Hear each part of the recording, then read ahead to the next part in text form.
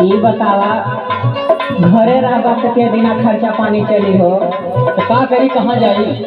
सोना खारी चल जाता। कहाँ? जवन कहा हम मनवा हो माने लायक नहीं, मानव नहीं, हम जहाँ थोड़ी अकेले के साथ। सुना सुनावा। राजा जाता देहरादून रुपया भेजता दूना दून।